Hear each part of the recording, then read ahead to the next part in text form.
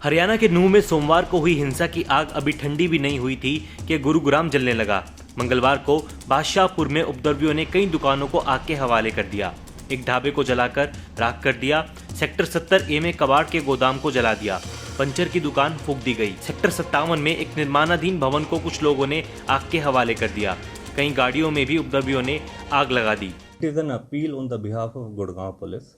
जिस प्रकार से मेवात नूह के अंदर जो घटनाक्रम हुए, कुछ ऐसे इंसिडेंट गुड़गांव के अंदर भी रिपोर्टेड हुए, लेकिन गुड़गांव पुलिस उन संबंधित सभी जगहों पर अपना अच्छे से मॉनिटर कर रहे हैं और संबंधित जितने इलाके हैं उन पे हैवी पुलिस डिप्लॉयमेंट करी गई है ताकि इस संबंध में कोई भी ऐसा घटनाक्रम दोबारा से ना हो। गुड़गांव पुलिस आपकी सेवा में हमेशा तत्पर है और अगर किसी भी प्रकार से किसी व्यक्ति विशेष के पास कोई ऐसी सूचना प्राप्त होती है तो वो 112 helpline number Gurgaon police control को सूचित कर सकते हैं।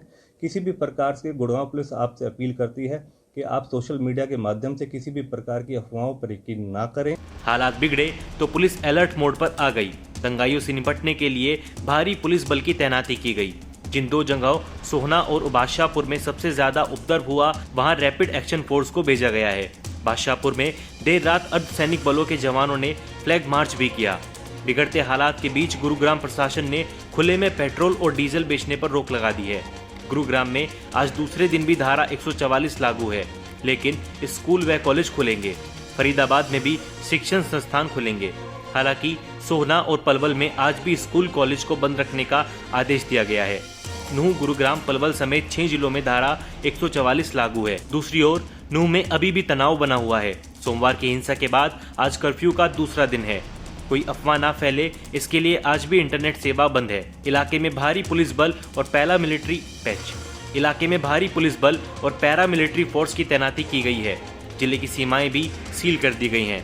ब्रिजमंडल यात्रा के दौरान भड़की हिंसा में अब तक 2 पुलिसकर्मियों समेत 5 लोगों की मौत हो चुकी है। 44 FIR दर्ज की गई हैं। 70 लोगों को हिरासत में लेकर पूछताछ की जा रही है। राज्य के मुख्यमंत्री मनोहर लाल खट्टर और गृह मंत्री अनिल विज ने हिंसा के पीछे किसी बड़ी साजिश की आशंका जताई है। और कुछ लोगों ने एक षड्यंत्र रच करके उस यात्रा पर आक्रमण करना शुरू किया और आक्रमण न केवल यात्रा पर बल्कि पुलिस के ऊपर भी उन लोगों ने किया, जिसके परिणाम स्वरूप यात्रा को भी भंग किया गया और बहुत से स्थानों पर आगजनी की घटनाएं हुई, गाड़ियां जला दी गई। निश्चित रूप से एक बड़े षड्यंत्र का कहीं न कहीं हिस्सा लगता है।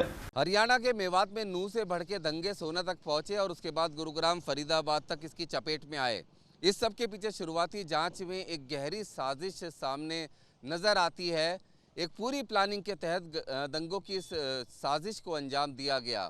सोना में इस समय हम मौजूद हैं। सोना का ये वो इलाका है, अम्बेडकर चौक, जहाँ पर दंगाइयों ने पथराव किया था, गोलीबारी की थी, आगजनी की थी। आप देख सकते हैं कि जो दंगे के अभी भी धुआं सुलग रहा है। जिन दुकानों में आग लगाई थी वहाँ पर अभी भी धुआं सुलग रहा है, लेकिन दंगाई अंडरग्राउंड हो चुके हैं क्योंकि बहुत सारे दंगाइयों की शिनाख्त हो चुकी है और उनके खिलाफ कड़ी कार्रवाई होने वाली है। क्योंकि हरियाणा सरकार के अनुरोध पर केंद्रीय गृह मंत्रालय ने यहाँ की सुरक्षा की समीक्षा की, जिसके बाद 20 कंपनियां पैरामिलिट्री फोर्स भेजी गई हैं जो शुरुआती तौर पर 6 अगस्त तक इस पूरे इलाके में रहेंगी, जिनमें 4 कंपनियां CRPF की हैं और उसमें 2 कंपनियां महिला कंपनियां भी शामिल हैं। साथ ही साथ 12 कंपनियां रैपिड एक्शन फोर्स की भेजी गई हैं।